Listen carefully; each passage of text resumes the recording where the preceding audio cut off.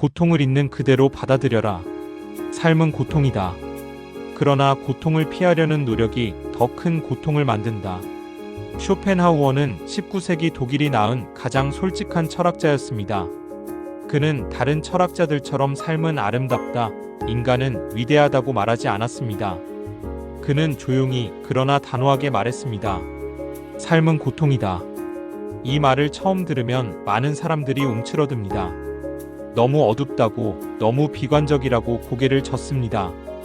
그런데 잠깐 우리가 노후를 살면서 가장 많이 느끼는 감정이 무엇인가요? 몸이 예전 같지 않다는 서운함, 자녀들이 바빠서 연락이 뜸하다는 쓸쓸함, 세상이 너무 빠르게 변해서 따라가기 버겁다는 막막함. 이것들은 모두 일종의 고통입니다. 쇼펜하우어는 이 고통을 부정하거나 숨기라고 하지 않았습니다. 오히려 반대였습니다. 그는 말했습니다. 고통을 있는 그대로 바라보라. 그것이 시작이다. 왜 우리는 고통을 피하려 할수록 더 힘들어지는가? 인간은 본능적으로 고통을 피하려 합니다.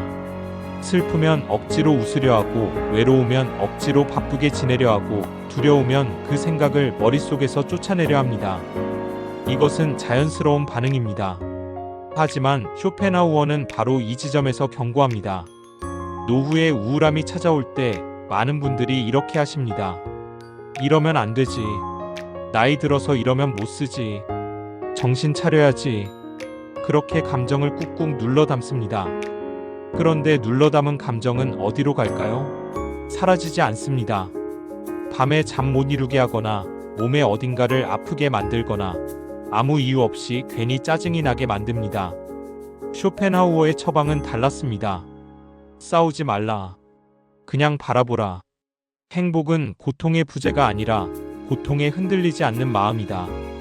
우리는 흔히 행복을 이렇게 정의합니다. 아프지 않으면 행복하다. 걱정이 없으면 행복하다. 외롭지 않으면 행복하다. 그런데 쇼펜하우어는 그 공식을 완전히 뒤집습니다. 행복이란 고통이 없는 상태가 아니다. 고통이 있어도 그것에 휩쓸리지 않는 마음의 상태, 그것이 행복이다. 이것은 매우 중요한 전환입니다. 왜냐하면 노후에는 고통을 완전히 없애는 것이 불가능하기 때문입니다. 몸은 조금씩 약해지고 친구들과 이별하는 일이 생기고 세상은 내 뜻대로 돌아가지 않습니다. 만약 행복의 조건이 고통의 완전한 제거라면 노후의 행복은 처음부터 불가능한 것입니다. 하지만 쇼펜하우어의 말대로라면 이야기가 달라집니다. 무릎이 아파도 그 아픔에 온 마음을 빼앗기지 않을 수 있다면 그것이 행복입니다. 오늘 아이들 연락이 없어도 그 쓸쓸함을 잠시 느끼고 흘려보낼 수 있다면 그것이 행복입니다. 고통은 파도입니다. 파도를 막을 수는 없습니다. 하지만 파도에 쓸려가지 않고 서 있을 수는 있습니다. 그 능력을 기르는 것이 이 한체의 핵심입니다. 감정을 이름 붙여 흘려보내는 법. 그렇다면 구체적으로 어떻게 하면 될까요? 쇼펜하우어의 철학을 실생활에 적용하는 가장 쉬운 방법은 감정에 이름 붙이기입니다. 감정이 올라올 때 이렇게 해보세요. 싸우지 않습니다. 도망가지 않습니다. 그냥 속으로 조용히 말합니다. 아, 지금 내가 외로움을 느끼고 있구나. 아, 지금 내가 서운함을 느끼고 있구나. 아, 지금 내가 두려움을 느끼고 있구나. 이렇게 감정에 이름을 붙이는 순간 신기한 일이 일어납니다. 감정이 조금 멀어집니다. 내가 감정 속에 빠져 있는 게 아니라 감정을 바라보는 사람이 됩니다. 뇌과학적으로도 이것은 증명된 사실입니다. 감정에 언어로 이름을 붙이면 편도체 감정 뇌의 활동이 줄어들고 전두엽이성 뇌의 활성화됩니다. 쇼펜하우어가 말한 고통에 흔들리지 않는 마음은 수련이 필요합니다. 하지만 그 수련의 첫걸음은 놀랍도록 간단합니다. 오늘 하루 힘든 감정이 올라올 때 이렇게만 해보세요. 나는 지금 이 감정을 느끼고 있구나. 판단하지 말고 고치려 하지 말고 그냥 알아차리기. 이것이 우울할 틈을 만들지 않는 첫 번째 지혜입니다. 고통은 삶의 적이 아닙니다. 고통을 피하려는 발버둥이 삶을 더 힘들게 만듭니다. 오늘부터 감정을 억누르는 대신 조용히 이름을 붙여 흘려보내세요. 파도는 막을 수 없어도 파도 위에 설 수 있습니다. 그 욕망을 줄이면 기쁨이 늘어난다. 부는 바닷물과 같다. 마실수록 갈증이 심해진다. 더 가지면 행복해질까? 젊었을 때 우리는 이렇게 생각했습니다. 집만 있으면 행복할 텐데. 집이 생기면 이렇게 생각했습니다. 좀 더 넓은 집이면 좋겠다. 넓은 집이 생기면 또 이렇게 생각했습니다. 강남에 있으면 더 좋겠다. 이 패턴 낯설지 않으시죠? 쇼펜하우어는 이것을 인간의 가장 근본적인 함정이라고 불렀습니다. 욕망은 채워지는 것이 아니라 채워질수록 더 커지도록 설계되어 있다고. 그래서 그는 단호하게 말합니다. 더 많이 갖는 것이 답이 아니다. 욕망 자체를 줄이는 것이 진짜 해법이다. 바닷물의 역설 욕망은 왜 채워지지 않는가? 부는 바닷물과 같다. 마실수록 갈증이 심해진다. 이 비유는 너무나 정확합니다. 바닷물은 마실수록 탈수가 심해집니다. 소금 농도 때문에 몸속의 수분이 오히려 빠져나가기 때문입니다. 욕망도 마찬가지입니다. 채울수록 더 강한 자극이 필요해집니다. 처음에는 작은 것에도 기뻤는데 점점 더 크고 강한 것이 아니면 만족하지 못하게 됩니다. 심리학에서는 이것을 쾌락 적응 어다닉 애덕테이션이라고 부릅니다. 새 차를 사면 처음 한 달은 너무 좋습니다. 그런데 석 달이 지나면 그냥 차입니다. 새 집으로 이사하면 처음엔 설렙니다. 그런데 반년이 지나면 그냥 집입니다. 인간의 뇌는 어떤 좋은 것에도 금방 익숙해지도록 만들어져 있습니다. 그렇다면 어떻게 해야 할까요? 더 큰 것을 계속 추구해야 할까요? 쇼펜하우어는 그 반대를 말합니다. 욕망의 크기를 줄여라. 그러면 같은 것에서 더 큰 기쁨을 느낄 수 있다. 작은 것에 감동할 수 있는 사람이 가장 풍요로운 사람입니다. 아침에 마시는 따뜻한 커피 한 잔, 창밖으로 들어오는 햇살, 오랜만에 핀 화분의 꽃 한 송이. 이런 것들에서 진심으로 기쁨을 느낄 수 있다면 그 사람은 이미 충분히 부유한 사람입니다. 소유한 것에 감사하지 못하는 자는 더 많이 가져도 행복하지 않다. 이 문장은 단순해 보이지만 그 안에 엄청난 통찰이 담겨 있습니다. 오늘 아침 눈을 떴습니다. 숨을 쉬고 있습니다. 밥을 먹었습니다. 이 글을 읽을 수 있는 시력이 있습니다. 앉아 있을 수 있는 몸이 있습니다.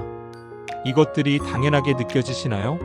하지만 이것들이 당연하지 않은 분들도 세상에는 많이 있습니다. 쇼펜하우어가 말한 감사는 억지로 감사합니다를 외치는 게 아닙니다. 지금 내가 가진 것들의 가치를 제대로 보는 눈을 기르는 것입니다.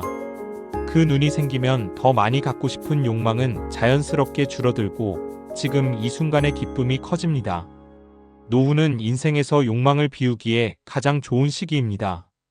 더 이상 경쟁할 필요가 없습니다. 더 이상 남에게 보여줄 필요가 없습니다. 승진도 성과도 실적도 이제는 내 삶의 중심이 아닙니다. 이것은 상실이 아니라 해방입니다. 쇼펜하우어는 인간이 세 가지에서 행복을 잘못 찾는다고 했습니다. 첫째는 재산, 둘째는 명예, 셋째는 쾌락. 이 세 가지는 모두 외부에 있는 것들입니다.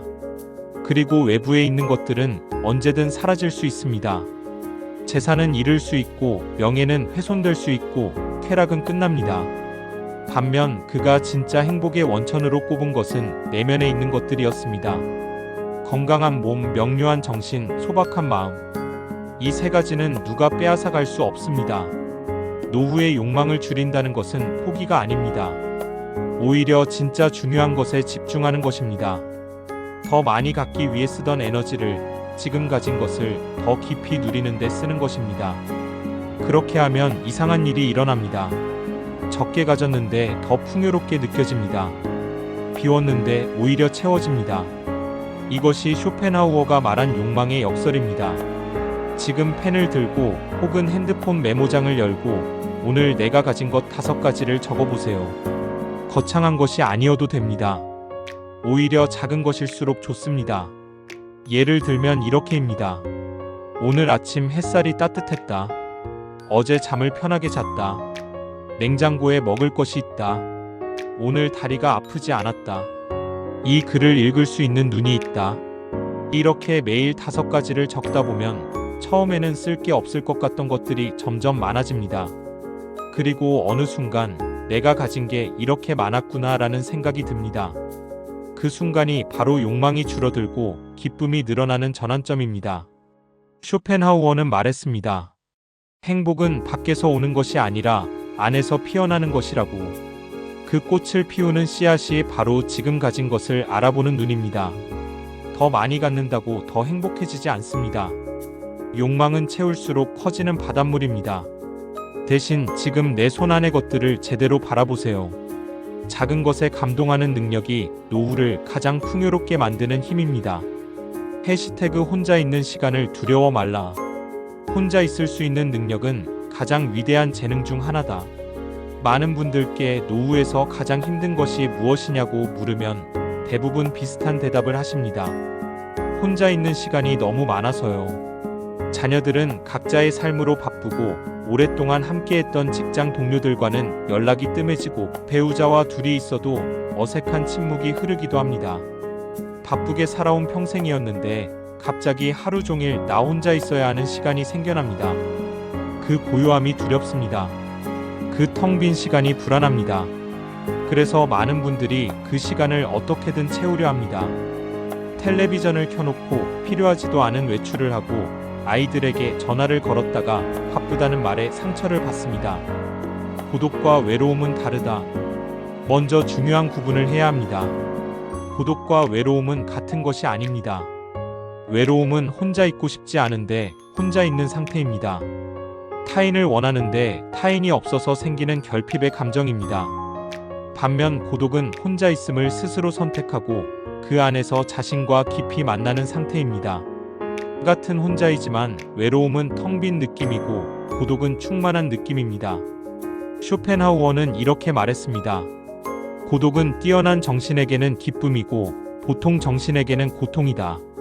이 말이 처음에는 조금 거슬릴 수 있습니다. 내가 보통 정신이라는 말인가? 하지만 쇼펜하우어의 의도는 사람을 등급으로 나누려는 게 아니었습니다. 그가 말하고자 한 것은 이것입니다. 고독을 즐길 수 있는 능력은 타고나는 것이 아니라 기르는 것이다. 그리고 그 능력을 기른 사람은 어디서든 자신만의 세계를 가질 수 있다. 노후에 혼자 있는 시간이 두렵게 느껴진다면 그것은 아직 고독의 능력을 기르지 않았기 때문입니다. 그리고 그 능력은 지금 이 순간부터 기를 수 있습니다. 우리는 끊임없이 타인의 시선을 의식하고 타인의 기대에 맞추고 타인의 이야기에 반응합니다. 그 과정에서 진짜 나는 어디론가 사라집니다. 반면 혼자 있는 시간은 나를 찾아오는 시간입니다. 내가 진짜 무엇을 좋아하는지, 무엇을 생각하는지, 무엇을 느끼는지 오직 혼자 있을 때만 그것을 선명하게 들을 수 있습니다. 혼자 있는 시간이 우울하지 않으려면 혼자 있는 시간이 우울해지는 것은 그 시간을 그냥 비어있는 시간으로 두기 때문입니다. 아무것도 하지 않고 멍하니 앉아 있으면 잡생각이 밀려옵니다. 후회도 오고 걱정도 오고 외로움도 옵니다. 쇼펜하우어의 해법은 간단합니다. 그 시간을 자신을 위한 시간으로 채워라. 단 타인을 위한 것이 아니라 진짜 나 자신을 위한 것으로. 그가 특히 강조한 것은 세 가지였습니다. 첫째, 독서입니다. 쇼펜하우어는 독서를 인류의 가장 위대한 발명 중 하나로 여겼습니다. 책을 읽는다는 것은 수천 년을 살다 간 위대한 정신들과 대화하는 것이기 때문입니다. 혼자 방에 앉아 있지만 책 속에서 나는 소크라테스와 대화하고 톨스토이의 인생을 함께 살고 세상 어디든 여행할 수 있습니다. 이보다 풍요로운 혼자 있음이 있을까요? 둘째, 사색입니다. 아무 생각도 하지 않는 것이 아니라 한 가지 생각을 깊이 파고드는 것입니다. 오늘 마음에 걸리는 것 하나를 잡고 천천히 생각해 보는 것. 왜 그것이 마음에 걸리는가? 나는 그것에 대해 어떻게 느끼는가? 내가 진짜 원하는 것은 무엇인가? 이 사색의 시간이 쌓이면 자신에 대한 이해가 깊어집니다. 자신을 잘 아는 사람은 쉽게 흔들리지 않습니다. 셋째, 산책입니다. 쇼펜하우어는 매일 2시간씩 걸었습니다. 그에게 산책은 단순한 운동이 아니었습니다. 몸을 움직이면서 생각이 정리되고 자연과 접촉하면서 마음이 열리는 시간이었습니다. 핸드폰을 보지 않고 목적지 없이 그냥 걷는 것. 그 단순함 속에 엄청난 치유의 힘이 있습니다. 혼자 있는 시간이 늘어날수록 깊어지는 것들. 혼자 있는 시간을 잘 보내는 법을 익히면 흥미로운 일이 일어납니다. 타인과 함께하는 시간이 더 풍요로워집니다. 왜냐하면 혼자 있는 시간 동안 자신을 충전했기 때문입니다. 자신이 가득 찬 사람은 타인에게 무언가를 받으려 하지 않습니다. 오히려 줄 수 있습니다. 대화가 깊어지고 관계가 가벼워집니다. 쓸데없는 외로움에 매달리지 않아도 됩니다. 쇼펜하우어는 이것을 이렇게 표현했습니다. 자기 자신과 잘 지내는 사람만이 타인과도 잘 지낼 수 있다고. 혼자 있는 것이 불편한 사람은 타인에게 그 불편함을 채워달라고 요구하게 되고 그것이 관계를 피곤하게 만든다고. 노후에 혼자 있는 시간이 많아진다는 것은 어쩌면 인생이 주는 마지막 선물인지도 모릅니다.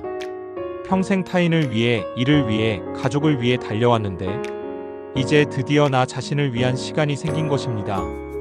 그 시간을 두려워하지 마세요. 그 안으로 걸어 들어가세요. 오늘부터 하루 30분 아무도 방해하지 않는 나만의 시간을 만들어 보세요. 핸드폰은 다른 방에 둡니다. 텔레비전은 끕니다. 그리고 셋 중 하나를 선택합니다. 책 한 페이지를 읽거나 생각 하나를 노트에 적거나 동네를 천천히 걷거나. 처음에는 5분도 버티기 힘들 수 있습니다. 잡생각이 밀려오고 심심하고 뭔가를 해야 할 것 같은 불안이 올 수 있습니다. 그것이 정상입니다. 고독의 근육이 아직 약하기 때문입니다.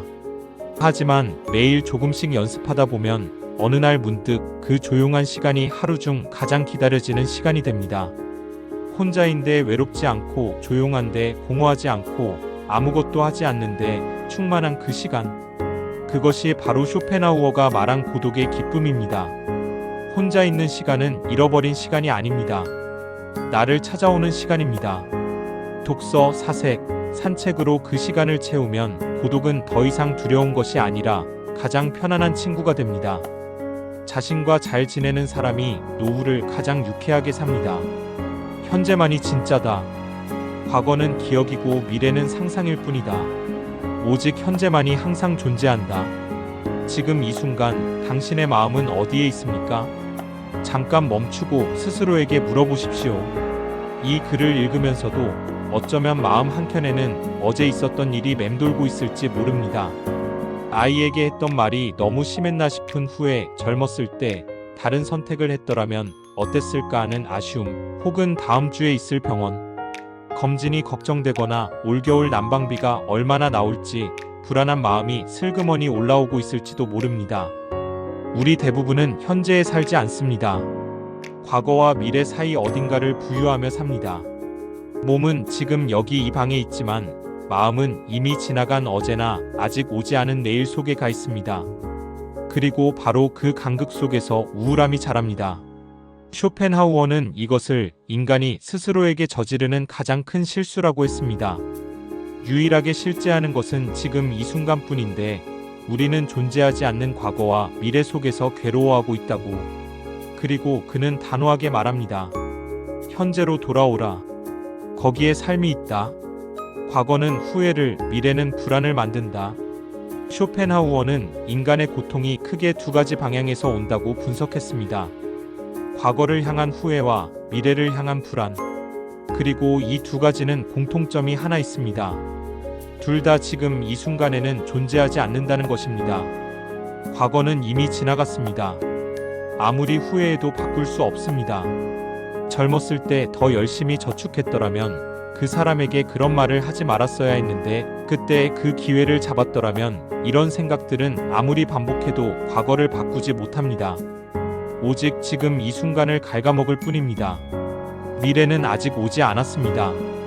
아무리 걱정해도 미래를 완전히 통제할 수 없습니다. 건강이 더 나빠지면 어쩌나, 돈이 부족하면 어쩌나, 자식들이 잘 살 수 있을까? 이런 걱정들은 실제로 그 일이 일어나기도 전에 우리를 미리 고통스럽게 만듭니다. 쇼펜하우어의 표현을 빌리자면 우리는 아직 일어나지도 않은 일 때문에 이미 일어난 것처럼 괴로워하고 있는 것입니다. 그렇다면 무엇만이 진짜인가? 지금 이 순간입니다. 지금 내가 앉아있는 이 의자, 지금 내 폐 속으로 들어오는 이 공기, 지금 이 글을 읽는 이 눈. 이것만이 진짜입니다. 이것만이 실제합니다. 지루함이 찾아오는 것은 현재에 충분히 머물지 못했기 때문이다. 이 문장을 처음 읽으면 의아할 수 있습니다. 지루함과 현재가 무슨 관계가 있을까요? 쇼펜하우어가 발견한 현재의 힘. 그는 이렇게 썼습니다. 인간은 현재를 살면서 현재를 낭비한다. 과거를 그리워하거나 미래를 갈망하느라 지금 눈앞에 있는 삶을 보지 못한다. 그리고 나중에 돌아보면 그 낭비된 현재들이 모여 바로 내 인생이었다는 것을 깨닫는다. 이 말이 노후를 사는 우리에게 특별히 무겁게 다가오는 이유가 있습니다. 젊을 때는 시간이 많으니 지금 이 순간을 낭비해도 나중에 만회할 수 있을 것 같습니다. 하지만 노후에는 그 착각이 더 이상 통하지 않습니다. 지금 이 순간이 얼마나 소중한지를 몸으로 압니다. 그렇기 때문에 노후야말로 현재에 집중하기 가장 좋은 시기입니다. 더 이상 먼 미래를 위해 현재를 희생할 필요가 없습니다. 지금 이 순간이 목적지입니다. 지금 이 순간을 사는 것이 삶의 전부입니다. 현재에 집중하면 우울할 틈이 없는 이유. 우울함은 어디서 올까요? 대부분의 우울함은 과거에 대한 후회나 미래에 대한 두려움에서 옵니다. 지금 이 순간 자체가 우울한 경우는 생각보다 많지 않습니다. 하루에 한 번 하던 것을 멈추고 이렇게 해보세요. 눈을 감습니다. 숨을 천천히 3번 쉽니다. 그리고 눈을 뜨면서 지금 보이는 것 한 가지, 지금 들리는 것 한 가지, 지금 느껴지는 것 한 가지에 차례로 집중합니다. 단 1분이면 충분합니다. 이것은 명상이 아닙니다. 특별한 수련이 아닙니다. 과거와 미래로 흩어진 마음을 지금 여기로 불러오는 아주 간단한 연습입니다. 매일 이 연습을 하다 보면 조금씩 현재에 머무는 시간이 길어집니다. 현재에 머무는 시간이 길어질수록 과거의 후회와 미래의 불안이 들어올 시간이 줄어듭니다. 그리고 그 자리를 지금 이 순간의 작은 기쁨들이 채우기 시작합니다. 쇼펜하우어는 말했습니다. 현재를 사는 것을 배운 사람은 더 이상 무언가가 두렵지 않다고. 왜냐하면 지금 이 순간에는 두려움이 없기 때문입니다. 두려움은 언제나 미래에 있고 후회는 언제나 과거에 있습니다. 지금 여기에는 오직 삶만이 있습니다. 노후를 우울하게 보내는 것과 유쾌하게 보내는 것의 차이는 환경에 있지 않습니다. 마음의 방향에 있습니다. 그 방향을 바꾸는 것, 그것이 쇼펜하우어가 200년을 넘어 우리에게 건네는 가장 따뜻한 선물입니다. 고통과 싸우지 말고 이름을 붙여 흘려보내라. 욕망을 줄이고 지금 가진 것의 가치를 바라보라. 혼자 있는 시간을 즐기고 자신과 깊이 사귀어라. 타인의 시선을 내려놓고 내 기준으로 살아. FK. 과거와 미래에서 벗어나 지금 이 순간에 머물러라. 이 5가지를 가슴에 품고 오늘 하루를 사십시오. 우울할 틈은 없습니다. 삶은 지금 여기 이 순간에 있습니다.